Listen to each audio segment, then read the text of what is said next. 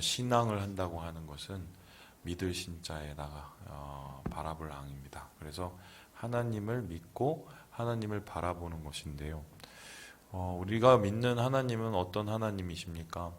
하나님께서 우리에게 나타내신 하나님은 한 분이신 하나님, 이 세상을 창조하시고 이 세상을 다스리시는 한 분이신 하나님을 우리가 믿고, 뿐만 아니라 그냥 세상을 만들어 놓고 세상과 관계없이 저기 멀리서 우리를 지켜보는 것이 아니라 이 세상 속에서 살아서 역사하시는 하나님을 믿습니다. 그래서 하나님은 세상을 만드셨을 뿐만 아니라 지금도 여전히 살아 역사하시는, 곧 다스리시는 분이심을 믿는 게 바로 신앙인데, 그러한 하나님을 믿을 뿐만 아니라 그러한 하나님을 우리의 삶 속에서 실제적으로 의지하고 바라보지요. 그래서 신앙은 항상 그 우리의 인격을 통해서 역사를 하는데, 그 인격이라는 것이 많은 사람이 생각하는 것은 지정의입니다. 그러니까 머리, 알미죠. 그리고 가슴, 우리의 감정, 느낌입니다. 그리고 우리의 의지, 우리의 행함, 손과 발. 그래서 신앙은 이런 지정의의 요소, 인격을 통해서 역사하게 되는데, 머리로 아는 것이 아는 것에서 끝나는 것이 아니라 우리의 마음속에 감동이 되고, 감동이 되는 것이 우리의 삶 속에서 힘이 되고 행함이 되는, 그래서 알미 곧 순종이 되고 알미 곧 감동이 되고 운동이 되는, 이것이 바로 신앙이라고 할 수 있겠습니다. 그래서 이 신앙은 말 그대로 굉장히 현실적이에요. 현실적이에요. 단순히 머리로만 돌아가는, 말로만 말하는 그런 신앙도 아니고, 어느 날 갑자기 막 뜨거웠다가 어느 날은 막 이렇게 가벼운, 그렇게 따지면은 이 갱년기의 신앙은 정말 엉망진창이 될 것 같아요. 그런데 그런 게 아니라 신앙은 균형을 가지고 암과 또한 우리의 이 느낌과 또한 우리의 행함이 조절을 할 수 있는, 컨트롤되는 것이 건데요. 그래서 실제로 삶 속에서 신앙은 사유를 넘어서서 우리의 삶을 만들어가는 실질적인 힘이 됩니다. 시편의 이야기가 바로 그렇기 때문에 의미가 있는 거예요. 무슨 소리냐? 시편에 있는 많은 사람들은 각각의 상황 속에서, 각각의 시대 속에서 그들이 겪었던 어려움들과 고난이 있었어요. 그런데 그 어려움과 고난 속에서 그들이 그냥 무너지고 넘어지지 아니하고 하나님을 바라보고 또 하나님으로 말미암아 힘을 얻었던 이유는 뭐냐면, 지금도 살아 역사하시는 하나님을 믿었기 때문이에요.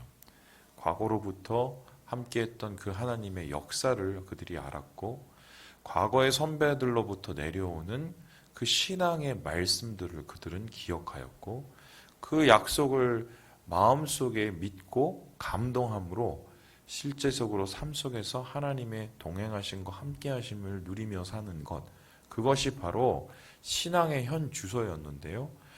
그래서 시편의 기자들은 그 어렵고 힘든 상황 속에서도, 심지어는 하나님 앞에 불평할 수밖에 없는 상황 속에서도 쉽게 무너지지 않고 하나님을 끝까지 붙잡았던 이유는 무엇이냐? 살아 역사하시는 하나님을 매일매일 경험하고 매일매일 붙잡았기 때문이다. 이렇게 말할 수 있겠습니다. 오늘 바로 이 말씀은 신앙이 무엇인가에 대한 이야기를 하고 있는 것 같아요. 저는 어제 이 말씀을 묵상하면서 신앙에 대한 생각을 하게 됐는데, 바로 이 첫 번째 이야기가 여기에 신앙의 핵심적인 부분이 있습니다. 우리 함께 같이 한번 읽어보겠습니다. 26장 1절입니다. 시작. 내가 나의 완전함을 행하여 싸우며 흔들리지 아니하고 여호와를 의지하여 싸우니 여호와여 나를 판단하소서. 오늘 이 말씀을 보면은 내가 완전함에 행하였다라고 말합니다.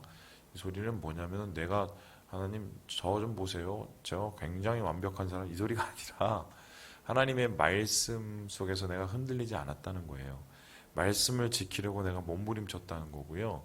그리고 그 말씀 속에서 그 말씀을 붙잡음으로 삶 속에서의 어려움을 하나님을 의지함으로 내가 한번 이겨보려고 몸부림쳤다는 것이고요. 그러니 하나님, 세상 사람들이 아무도 이런 거를 이해해 주질 않고 세상 사람들이 이런 것에 아무런 가치를 두지 않으니 나를 좀 바라보세요. 저의 마음을 아시죠? 제가 이렇게 주의 말씀을 의지하고 주의 말씀을 신앙하고 주의 말씀을 믿고 나아가는 것을 주님 아시지요? 그러니까 저를 봐주세요. 이렇게 이제 하나님과 1대1의 관계에서 이 뭔가 해답을 찾고 뭔가 질문에 대한 대답을 찾으려는 것이 바로 이 다윗의 시편의 시작입니다. 그래서 다윗은 이렇게 뭐라고 얘기했냐면 2절에 보니까 이렇게 얘기합니다. 우리 같이 한번 읽어보죠. 시작. 여호와여 나를 살피시고 시험하사 내 뜻과 내 양심을 단련하셔서. 이 소리는 뭐냐면 하나님 나를 시험해 주세요. 내가 얼마나 떳떳한지 이게 아니라 주님 내가 변하기 싫습니다. 하나님 안에서 내 마음이 변하기 싫습니다. 주님을 의지하는 내 마음이 변하기 싫고 또한 하나님을 바라보는 내 마음이 변하기 싫습니다. 하지만 하나님 내 마음은 너무 상황과 환경 속에서 쉽게 흔들리고 변화됩니다. 그러니까 변하지 않도록 나를 연단시켜 주시고 나를 확증시켜 주셔서 하나님이 원하시는 신앙할 수 있도록 도와달라고 이렇게 간구를 하는 거거든요. 제가 이제 지난주에 요즘에 이제 TV를 이제 가끔씩 봐요. 이제 보면 그게 어디서 하는 TV인지는 잘 몰라요. 이게 케이블 TV에 보니까 여기서 하던 게 저기서 하고 저기서 하던 게 막 뭐 그러더만요. 근데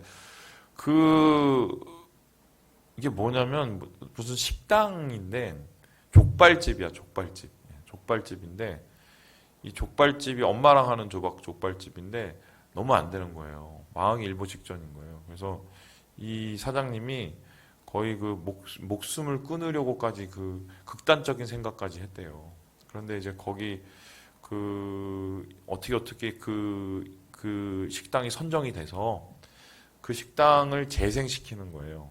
다시 살리는 거예요. 그래서 그 식당 전문가들, 인테리어 전문가들 또 무슨 뭐 여기 관련된 또 이 마케팅 전문가들이 다 와서 그 사람을 이렇게 도와줘요. 그래서 뭐 이 대박난 족발집 사장님이 와서 무슨 뭐 저 족발 삶는 법 이거 다시 가르쳐주고 무슨 뭐 무채 그 이런 거 하는 거 가르쳐주고 또 이 인테리어 사장님이 오셔갖고 요즘에 가장 트렌디한 그 족발집을 이렇게 막 이렇게 딱 만들고 또 이제 뭐 그 중소기업청인가요? 거기서 나와갖고 어떻게 마케팅을 해서 이 연령층을 어디에다 놓고 홍보를 해야 되는 뭐 이런 거를 이렇게 탁 하니까 이분이 막 너무 행복해지시는 거죠. 그리고 한 일주일인가 2주일 만에 이 식당이 완전히 탈바꿈을 했어요.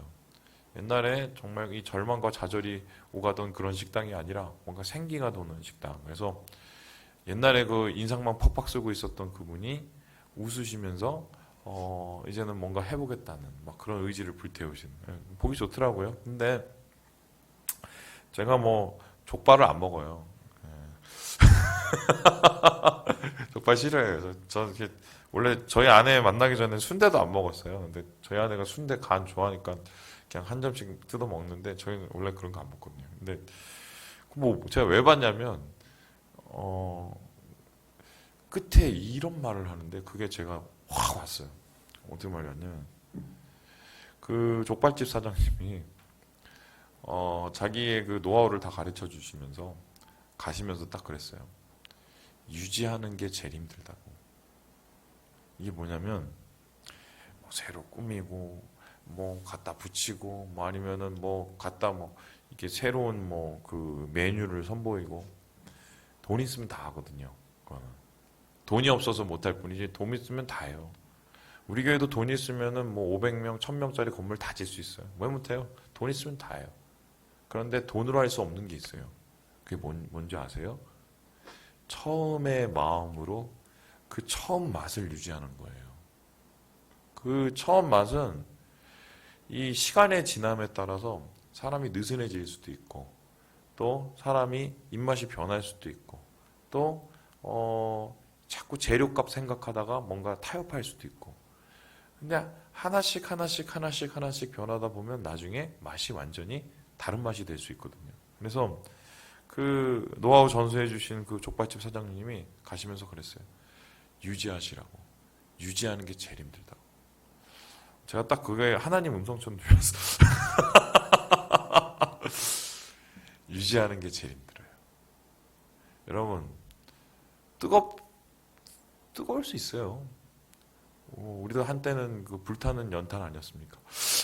그거, 예, 또 뭐, 봉사도 얼마나 열심히 해요. 여러분, 다 얘기해보면, 내가 왕년에 말이야, 교회에서 말이야, 뭐, 소뚜껑을 들고, 이런 거, 밥솥을, 이런 거 다, 할 수 있어요. 근데 못하는 게 뭔지 아세요? 처음에 그 마음을 유지하는 거예요. 예수 믿었던, 예수님을 만났던 그 신앙을. 여러분, 신앙의 진짜와 가짜를 어떻게 구분하는 줄 아십니까? 아무리 무슨 지식으로 처바르고, 아무리 자기의 의로움으로 처발라도, 주님을 사랑하는 그 마음은 절대로 포장을 못해요. 어떤 식으로든 뭐, 얘기를 다르게 할 수 있겠지만, 하나님 사랑하는 그 마음은 절대로 포장을 못해요. 그런데 우리가 그 사랑함으로 이 신앙을 출발했고 그 사랑함으로 우리가 마지막 주님을 만나볼 텐데 우리의 마음은 계속 타협이라는 혹은 우리의 마음은 계속적으로 유혹이라는 장애를 만납니다. 그 앞에서 오늘 시인이 얘기했듯이 하나님 그럼에도 불구하고 나는 하나님을 바라보기 원합니다. 원래의 모습 그대로. 그러니 나를 살피시고 주님 안에서 나를 오히려 시험하시고 나를 연단시켜 달라고 주님 앞에 자기의 모든 것을 올려드리는 이 다윗의 모습을 보게 되죠. 이렇게 모습 속에서 다윗이 있을 때 가장 중요한 얘기를 하게 됩니다. 우리 함께 3절의 말씀을 같이 한번 읽어보겠습니다. 3절의 말씀입니다. 시작. 주의 인자하심이 내 목전에 있나이다. 내가 주의 진리 중에 행하여. 여러분 이거는 좀 외우셔도 좋습니다. 주의 인자하심이 어디에 있다고요? 내 목전에. 여러분 주의 인자하심이 보입니까? 저는 어떤 사람입니까? 저는 뭐 어떤 사람인가요? 저는 나중에 제가 죽고 나면 이제 얘기했겠죠. 그 박 목사가 뭐 어땠더니 제 앞에서 얘기하지 마시고 인자하심이라는 건 안 보여요. 그냥 하나님의 성품이고 하나님을 겪었던 경험이죠. 그런데 그 겪었던 경험 하나님의 성품이 내 목전에 있다는 건 뭐냐면 나를 가까이 하시는 하나님을 매일매일 느끼고 있는 거죠. 그래서 신앙이라는 것은 무엇이냐? 매일매일 하나님을 가까이 하고 내가 여전히 하나님 앞에 있다는 것을 매일매일 기억하는 거예요. 신앙의 가장 핵심은 관계입니다. 관계는 인격적인 만남이에요. 내가 하나님과 오늘 인격적으로 만나고 있는지, 가까이 하고 있는지, 어떤 대화를 나누고 하나님하고 어떠한 마음을 나누고 있는지, 그게 신앙의 핵심이거든요. 그런데 오늘 이 다윗은 하나님과의 관계 속에서 주님, 주의 인자하심, 내가 겪었던 하나님의 은혜가 내 눈앞에 있습니다. 나는 그 하나님 앞에 매일매일 서 있습니다. 주의 진리 앞에 내가 매일매일 나아갑니다. 라고 고백을 하지요. 이러한 이 다윗의 고백은 바로 그가 그 숱한 어려움들을 어떻게 이겨냈는지를 우리가 알 수 있는 이 근거고요. 그리고 그가 때로는 죄 가운데 자기의 이 악함과 약함을 경험하고 나서도 어떻게 하나님 앞에 다시 나아가서 회복이 될 수 있었는지를 알게 되는 근거입니다. 인자하신 하나님, 하나님의 은혜가 그의 목전에 항상 있었기 때문인데요. 그래서 시인은 마지막으로 오늘 하나님 앞에 이렇게 얘기를 합니다. 우리 함께 12절을 읽고 마무리해 보도록 하겠습니다. 12절입니다. 시작. 내 발이 평탄한 데에 섰사오니 무리 가운데서 여호와를 송축하리이다. 여러분 시인이 정말 평탄한 데 섰을까요? 정말 형통한 모든 길이 뻥뻥 뚫린 고속도로 같은 지금 앞에 보니까 원수 얘기가 나오고요. 사악함에 대한 얘기가 나오고요. 또한 그들의 이 소위 말해서 괴휼이라고 할까요? 막 그 뇌물 쓰고 이런 막 숱한 더러움들이 나오는데 평탄한 길이 아니거든요. 그럼에도 불구하고 시인이 내가 평탄한 데 있다는 소리는 무엇입니까? 옆에서 어떤 난리를 치던, 옆에서 어떤 모습을 하던, 옆에서 어떤 꼬임이 있던 나는 하나님 앞에 있다. 나는 하나님 말씀 위에 있다. 나는 하나님의 교제 가운데 있다는 소리입니다. 코로나가 아무리 난리를 치든 여러분 그 SBS에서 지금 기획기사가 계속 나오는데 교회를 까대기 시작했어요. 틀린 말은 없어요. 근데 좋은 말은 하나도 없어요.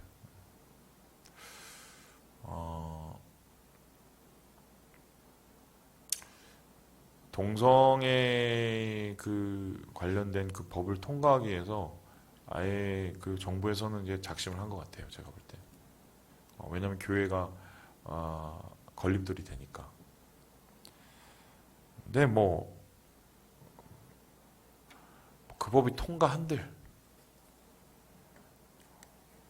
우리는 여전합니다. 우리가 뭐 반대할 때까지는 반대를 해봐야겠지만 만약에 통과했다. 그럼 우리는 더욱 하나님 안에서 완전함과 온전함에 서 있으면 돼요. 주위에서 어떤 난리를 치던 간에. 결론적으로 열매를 맺는 것은 뿌리 깊은 나무입니다. 시편 1편에 얘기한 것처럼 철을 따라 열매를 맺는 나무는 여호와의 샘 옆에 뿌리 깊게 자기의 믿음의 뿌리를 내린 나무가 바람이 불어도 어떤 상황이 와도 절대로 흔들리지 않고 열매를 맺고 그 열매는 생명이에요. 여러분 주님 안에서 이러한 신앙을 다시 한번 점검하시고 하나님이 주시는 진정한 신앙의 힘으로 오늘 하루도 승리하시는 우리 모든 형제 자매들 되시길 주님의 이름으로 축원합니다. 그리고 제가 끝으로 한 가지 더 말씀드리면 이제 다시 우리 예배하고 이제 다시 말씀을 가까이 하는 가을은 청고마비의 계절. 그런데 말이 살을 쪄야 되는데 내가 살이 찌고 내가 하나님의 영적인 양식이 충만해져야 되는데 자꾸 그것은 미흡해지고 이거는 안 됩니다. 여러분 원래의 자리로 돌아오시고 신앙하며 묵상하시는 우리 3일 가족 되시길 주님의 이름으로 축원합니다.